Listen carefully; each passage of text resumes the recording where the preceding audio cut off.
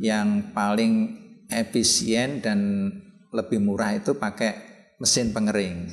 Karena itu tadi kalau pakai pengeringan secara manual dengan lantai jemur atau dengan terpal itu kan pertama sangat tergantung kondisi cuaca.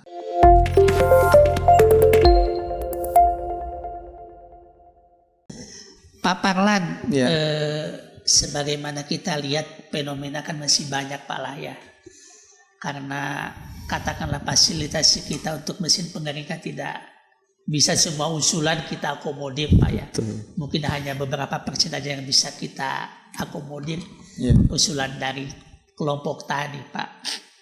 Tadi terlepas itu mungkin menjemur di lantai jemur ataupun mungkin pakai lamporan Pak.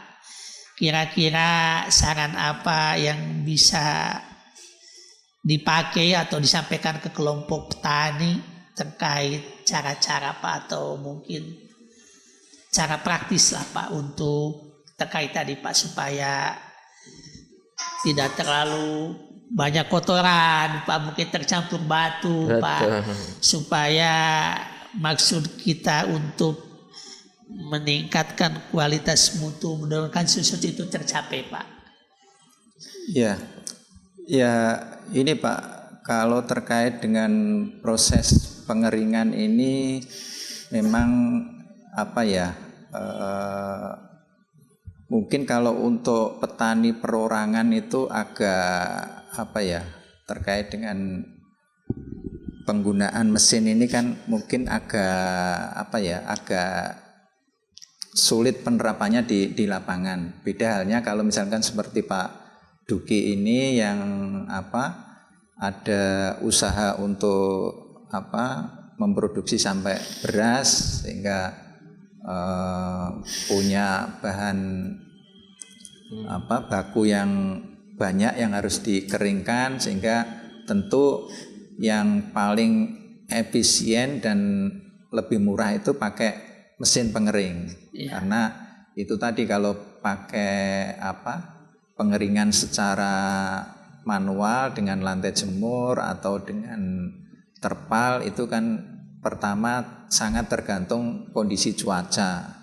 Kalau kondisi cuacanya tidak bagus, ya tentu waktu pengeringannya akan lama. Nah, kalau pengeringannya tertunda, akibatnya nanti ke susut mutu berasnya. Entah berasnya berwarna jadi agak hitam, tentunya nanti ke harga jual kan. Nah, itu kemudian dari segi biaya pengeringan kalau sampai 3-4 hari misalkan sebentar panas, nanti tahu-tahu siang hujan. Nah, ini butuh tenaga yang cukup banyak. Nah,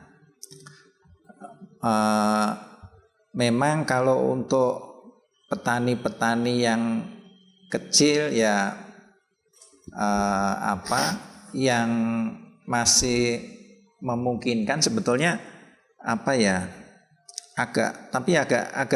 susah juga Pak. Kebetulan di kampung saya itu kan ada petani gitu, tapi hasilnya juga nggak banyak. Itu dijemurnya juga di pinggir jalan itu. Kadang-kadang itu menjadi problem. Tapi kalau kita pikir misalkan mereka dikasih bantuan mesin gitu, kapasitas katakanlah 3 ton atau ini, nanti juga mereka nggak mau dibarengkan gitu, dicampur kan itu. Sehingga ini agak susah ya. Memang kalau untuk petani kecil ya kecuali kalau memang ada kapasitas petani itu mau membuat pengering sederhana, sebetulnya yang pengering bed dryer itu kan sangat sederhana ya. Betul. Kemudian mudah dioperasikan, misalkan membuat kapasitas 1 ton itu kan bisa katakanlah ukuran 1,5 meter kali 2 meter itu udah bisa nampung gabah 1 ton itu bisa. Kemudian kalau mau dikeringkan entah menggunakan bahan bakar, entah itu kayu atau sekam padi yang ada, itu juga bisa sebetulnya. Cuma kadang-kadang petani itu kan nggak mau ribet juga sih. Nggak mau susah Nggak Pak ya. mau susah. Cari praktisnya gitu ya. Memang agak susah kalau ditanya apa saran untuk yang petani perorangan itu ya. Iya. Karena sebetulnya kan sudah ada fasilitas lewat kelompok itu untuk dikeringkan di tingkat kelompok. Tapi kadang-kadang ya itu kendalanya karena gabahnya hanya sedikit, nggak mau dicampur, kemudian mungkin agak repot untuk membawa gabahnya ke tempat pengeringan, nanti setelah kering harus dibawa pulang lagi, akhirnya ya udahlah dijemur di pinggir di depan rumah atau di pinggir jalan itu. Nah, kalau untuk skala usaha sih memang seperti yang disampaikan Pak Duki tadi, kalau menggunakan pengering yang berbahan baku pemanasnya itu dari limbah biomasa, entah itu sekam padi atau janggel jagung, tongkol jagung itu, atau mungkin juga kayu bakar. Kalau ada itu memang biaya pengeringannya juga lebih murah dibanding kalau misalkan menggunakan pemanas dari gas LPG atau mungkin solar. Apalagi kalau solar, kalau kena solar industri kan mahal juga. Betul. Kalau memang menggunakan sekam ini, apalagi di situ punya penggilingan padi sendiri, kan di situ tentunya sekam melimpah, bisa dimanfaatkan. Gratis katakanlah Pak ya. Ya, sehingga itu menjadi lebih murah biaya pengeringannya kan itu. Mungkin itu Pak. Kira-kira Pak, kalau kita bandingkan antara tadi Bapak sampaikan ada model pengeringan vertikal, ada yang tadi yang Bapak sampaikan tipe bak, yang laut jauh mungkin lebih murah untuk penggunaannya Pak. Kalau dari sisi kualitas hasil Pak, kalau kita kaitkan ke sana seperti apa Pak? Apakah sama saja dari sisi kualitas dan mungkin durasi waktunya Pak? Kira-kira seperti apa Pak? Oh, jadi untuk perbedaan antara pengering tipe batch atau box dryer sama yang vertikal itu pertama itu di keseragaman suhu bahannya Pak. Jadi kalau yang pengering vertikal itu kan bisa lebih seragam karena bahan itu kan berputar. Tapi kalau yang tipe bak itu biasanya perbedaan suhu bahan antara yang lapisan bawah, tengah sama atas. Tapi sebetulnya ini bisa diatasi dengan cara dilakukan pembalikan. Jadi setiap periode tertentu, katakanlah 2 jam atau 3 jam, nanti dilakukan pembalikan. Tentu itu akan bisa seragam juga. Nah, yang menjadi perhatian utama sebetulnya yang terkait dengan penggunaan pengering itu kan yang harus dijaga kan suhu pengeringannya. Nah, supaya jangan sampai suhunya ini terlalu tinggi sehingga bisa menyebabkan kerusakan gabah pada saat digiling. Karena kadang-kadang kalau orang itu pengennya kok nggak kering-kering, akhirnya suhunya ditinggikan. Nah, kalau suhunya terlalu tinggi, nanti kan akibatnya kan begitu gabahnya kering, digiling, bisa menjadi berasnya banyak yang patahan itu. Tadi sedikit informasi disampaikan oleh Pak Duki Pak, bahwa beliau sampaikan kan kalau dari sisi nilai jual kan tidak ada bedanya antara dikeringkan dengan vertikal maupun dengan manual Pak, pakai lantai jemur Pak. Kalau kaitannya dengan misalkan Pak Duki, biasanya kan tadi Pak Parlan sampaikan bahwa ketika dikeringkan pakai vertikal otomatis kan karena bergerak terus suhunya pasti merata kan Pak tingkat kekeringannya. Kalau kaitannya dengan bermain hasil Pak, kalau misalkan digiling dengan butir patah seperti apa Pak hubungannya Pak? Kalau yang sepanjang Pak Duki ketahui, apakah jauh lebih dapat banyak dengan vertikal dengan lantai jemur Pak? Kalau menurut saya tergantung cara metode mengeringkannya Pak Opik ya. Tentunya yang paling sempurna dengan pakai lantai jemur, karena panas yang sampai ke butir padi itu tidak terlalu dipaksakan keringnya, sesuai tahapan-tahapannya sampai kering Pak Opik. Sementara dengan menggunakan dryer itu kadang ketika suhunya atau panasnya berlebih itu sepengetahuan saya secara tidak langsung memaksakan butir padi itu untuk cepat kering. Tapi bisa juga diatur sesuai Bapak tadi jelaskan bahwa suhunya kita atur supaya stabil, agar hasil kering yang didapatkan itu tidak dipaksakan, artinya hampir sama dengan lantai jemur Pak Opik. Dan nilai rendeman pun kalau menurut saya ketika butir patahnya lebih banyak, rendeman akan berkurang. Ketika butir patahnya lebih sedikit, ya rendeman akan menambah, nggak terlalu banyak berkurang. Tetapi tidak hanya dari penanganan lantai jemur, penanganan pengeringan aja Pak Opik yang mengakibatkan persentase rendemen tuh Pak Opik. Dari penanganan dari mulai panen atau pemanenan juga sangat berpengaruh Pak Opik, seperti itu. Menarik tadi yang disampaikan oleh Pak Duki, Pak Parlan terkait laju pengeringan Pak ya. Misalkan Pak, seringkali juga kita temukan bahwa lamanya pengeringan kan idealnya itu kan 8-10 jam Pak. Tetapi tadi berharap misalkan Pak, yang Pak Duki compare tadi bandingkan dengan lantai jemur karena jauh mungkin lebih pelan-pelan keluar air dari butir padi Pak.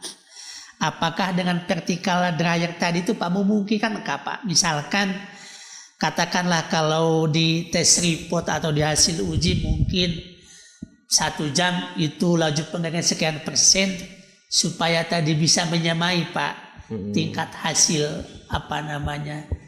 suhu laju kadar air yang keluar itu jauh lebih lambat Pak. Apakah dengan vertikal dimungkinkan seperti itu Pak, atau memang harus sekian kita set begitu Pak? Bisa Pak. Jadi sebetulnya kalau untuk pengering mekanis ya, entah itu box dryer atau vertical dryer, itu kan suhunya bisa diatur, bisa dikontrol, mau diatur sesuai dengan suhu yang di lantai jemur juga bisa, mau di atas lantai jemur juga bisa. Kemudian sebetulnya kunci tinggi rendahnya laju pengeringan itu kan tergantung dari suhu dan RH udara pengering yang masuk ke bahan itu. Semakin tinggi suhunya, kemudian RH-nya makin rendah, kemudian laju aliran udaranya makin tinggi, itu drying rate-nya juga makin tinggi itu. Nah, sebetulnya di situ kalau titik kritisnya kalau pengering mekanis itu di pengaturan suhu sama kalau suhu sama RH ini kan kalau suhunya ditinggikan nanti RH-nya pasti turun. Betul. Tapi sebetulnya suhu sama aliran udara ini, laju aliran udara. Misalkan Pak Juki ini mengeringkan gabah 1 ton gitu, suhunya sama-sama di setting 45 derajat itu. Tapi dengan aliran udara yang lambat sama yang kenceng, pasti nanti waktu pengeringannya akan lebih cepat yang pakai udara yang kenceng. Kalau tadi asumsi yang Pak Duki sampaikan bisa masuk akal Pak, yang bahwa beliau sampaikan ketika laju pengeringan lambat itu beliau katakan bahwa dapat nilai rendemen lebih tinggi Pak, dengan butir patah yang lebih sedikit begitu Pak. Kira-kira seperti apa Pak? Bisa, itu tadi dengan suhunya misalkan diturunkan dengan laju aliran udara yang sama, suhu ini kan nanti waktunya drying rate-nya akan lebih rendah. Kalau memang penyebab rendemennya itu adalah drying rate yang terlalu tinggi. Pak ya. Karena kadang-kadang sebetulnya rendemen ini kan tidak hanya dipengaruhi oleh cara pengeringan, tapi seperti yang disampaikan Pak Duki tadi, mulai dari sistem budidayanya, kemudian panennya yang misalkan ditumpuk, itu kan menyebabkan berasnya jadi nggak bagus, banyak yang patah. Itu kan menyebabkan rendemen. Kemudian lagi yang satu tahap berikutnya ke cara penggilingannya juga. Ini kan berpengaruh ke rendemen. Tapi kalau memang katakanlah tahapannya ini semua sama, itu tadi kalau memang untuk pengeringan ya harus dilakukan pada kondisi yang paling optimum itu, suhunya yang katakanlah karena dengan menggunakan pengering box dryer sama vertikal ini suhunya juga beda Pak. Karena kalau box dryer itu kan karena bahannya tetap ya. Betul Pak. Itu kan kalau dari hasil penelitian itu kan sebetulnya suhunya tidak boleh lebih dari 45 derajat suhu bahannya ya. Itu karena kalau suhu bahannya itu lebih dari 45 nanti bisa mengakibatkan kerusakan berasnya pada saat digiling. Nah, tapi kalau yang untuk vertikal karena bahannya itu sirkulasi dan sebetulnya bahan itu kena udara panas itu hanya pada waktu yang singkat kalau vertikal itu karena bahannya kan bergerak ini. Iya Pak. Itu. Nah, itu walaupun agak tinggi suhu udaranya itu karena agak tinggi itu nggak masalah karena dia waktunya lebih singkat. Nanti dia begitu habis kena nanti balik ke atas kan udah ada proses pendinginan. Nanti begitu sampai ke zona pengeringan kena embus udara itu baru panas lagi kan itu. Beda halnya kalau yang box kan dia tetap aja udara panas dari bawah sehingga yang bagian bawah kena panas terus. Makanya tadi kalau nggak dibalik kemudian suhunya ini terlalu tinggi, ini yang bawah bisa rusak ini yang lapisan bawahnya. Ya. Itu yang perlu menjadi perhatian terutama pelaku-pelaku usaha Iya Pak. Menarik tadi Pak Duki yang jenengan sampaikan terkait pengeringan Pak. Tadi disinggung sedikit terkait besarannya butir patah Pak ya ketika digiling kan Pak ya. Kira-kira Pak sepanjang pengetahuan Bapak tadi Pak, pasca dijemur mau itu pakai lantai jemur maupun pakai katakanlah vertical dryer Pak ya atau mesin open. Berapa lama kira-kira Pak ketika Bapak giling itu tidak berubah Pak? Baik itu mungkin kadar air dan hasil yang Bapak dapat begitu Pak. Lamanya penyimpanan seperti apa dan berapa lama biasanya Bapak anunya? Kalau saya ketika padi itu sudah kering dan dimasukkan ke tempat produksi Pak Opik, tidak dilakukan langsung penggilingan. Kenapa? Karena akan mengakibatkan tingkat kepatahan lebih banyak.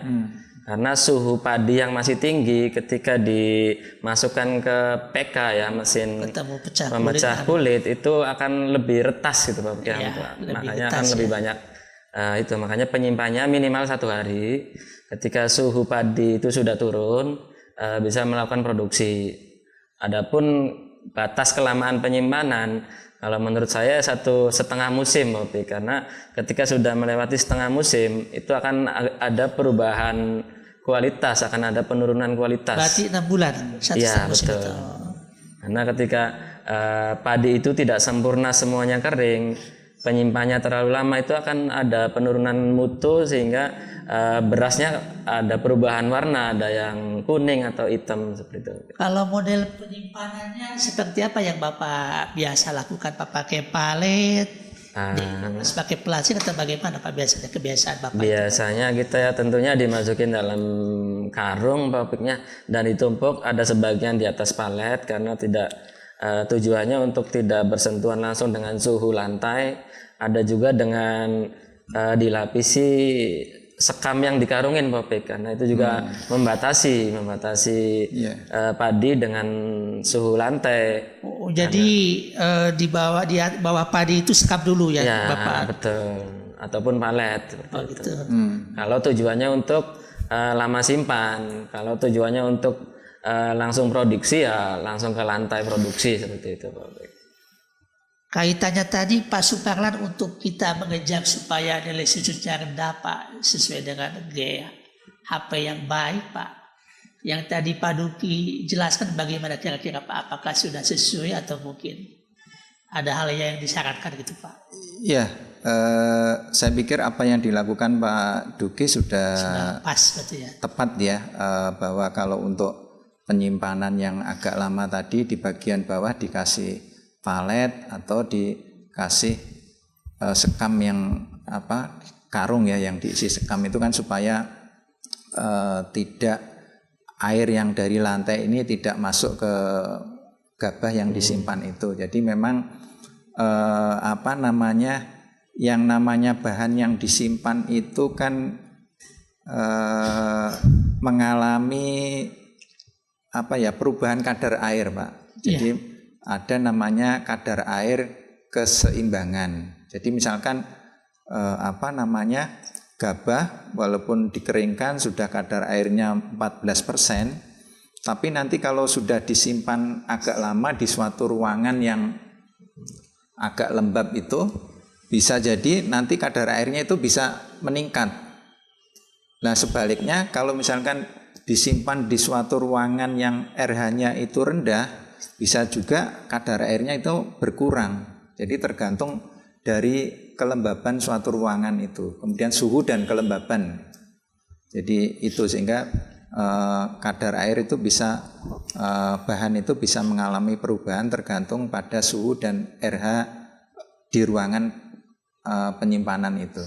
Tapi terkait misalkan Pak Suparlan, karena katakanlah tadi mungkin kalau kita ingin tempat penyimpanan yang ideal kan mungkin kan ada dipasang humidifier dan lain sebagainya lah Pak ya.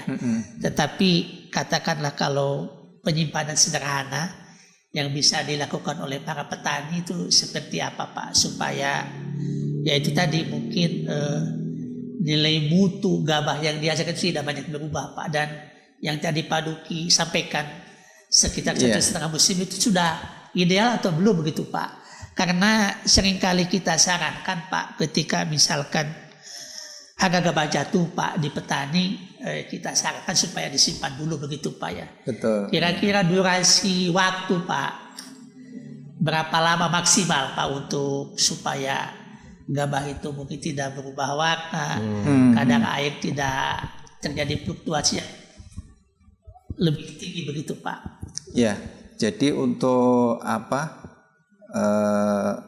lama pendeknya umur simpan suatu khususnya gabah ya dalam hal ini itu tadi tergantung pada suhu dan kelembaban di mana bahan itu disimpan. Ya. Nah sebetulnya kalau untuk di tingkat petani kan saya pikir sudah cukup bagus tadi yang dilakukan oleh Pak Duki, dikasih palet sama itu kan intinya kan bahwa bahan itu dikemas dengan menggunakan kemasan yang sebisa mungkin sebetulnya yang agak kedap udara. Ya. Jadi sehingga udara dari luar itu tidak gampang menembus ke bahan. Karena itu nanti kalau udara dari luar itu mudah menembus ke kemasan gini, nanti ya itu sangat tergantung pada suhu dan udara dari luar itu. Nah, sebetulnya kalau sistem penyimpanan itu kalau untuk di tingkat industri itu kan ada yang menggunakan silo kan, itu kan kalau silo itu kan dia ada periode tertentu itu kan dikasih aerasi. Jadi nanti dihembuskan udara kering itu supaya uap air di dalam bahan itu bisa keluar kan itu. Tapi kalau di tingkat petani kan kayaknya agak susah dilakukan. Nah, mungkin ya kalau memang ada gudang penyimpanannya selain dikasih palet, yaitu tadi suhu sama kelembaban udara itu kalau bisa dikontrol gitu. Jadi kalau misalkan dikasih AC ini aja kan RH-nya itu kan nggak terlalu tinggi anunya. Itu supaya gabah itu bisa lebih agak tahan lama disimpan. Jadi memang pasti ada perubahan apalagi kalau ruang penyimpanannya tidak diatur dengan baik, itu nanti umur simpannya makin pendek anunya. Pak Duki, biasanya kalau misalkan lebih dari 6 bulan seperti tadi Bapak sampaikan, konsekuensinya apa Pak? Biasanya kalau misalkan Bapak giling, katakanlah seperti itu, apakah hanya sekedar butir patah yang banyak atau warna padinya kusam atau bagaimana biasanya Pak yang sering Bapak temukan? Ya seperti itu Pak Pik, bahwa keterbatasan dari petani kita untuk alat dan ruang metode penyimpanannya yang terbatas. Seperti saya sarankan bahwa maksimal penyimpanan tuh 6 bulan, sehingga tidak terlalu menurunkan mutu kualitas padi tersebut, Pak Pik. Kalau risiko setelah 6 bulan apa yang biasanya resikonya pasti aroma beras. Pertama, aroma beras yang lebih dari 6 bulan itu akan beda aromanya dengan beras yang di bawah 6 bulan, Pak Pik ya. Lebih, kalau bahasa kita itu lebih kawak, Pak Pik, berasnya lebih rada nyengat gitu. Kalau yang di bawah 6 bulan itu lebih fresh, lebih aromanya lebih seger gitu, Pak Pik ya. Nah, terus untuk tingkat kerusakan atau penurunan mutunya juga, kalau lebih dari 6 bulan itu kebanyakan ketika pengeringannya tidak sempurna itu akan melakukan perubahan mutu yang lebih cepat, Pak Pik. Baik dari warna, yang dari satu karung padi kering itu pasti ada berapa biji yang tidak sempurna pengeringannya, itu yang mengakibatkan perubahan warna. Dari warna putih bisa langsung warna kuning tapi ketika digiling, seperti itu. Dan untuk rendeman pun ketika padinya lebih dari 6 bulan disimpan itu kemungkinan ketika suhunya lebih kompleks akan mengakibatkan adanya pemubukan, seperti itu Pak Pik. Dan juga mungkin hama Pak ya, hama tikus yang bisa memakan isi beras dan meninggalkan kulitnya, yang bagi pelaku usaha ketika banyak biji kosong di dalamnya, otomatis rendeman itu akan berkurang, seperti itu Pak Pik.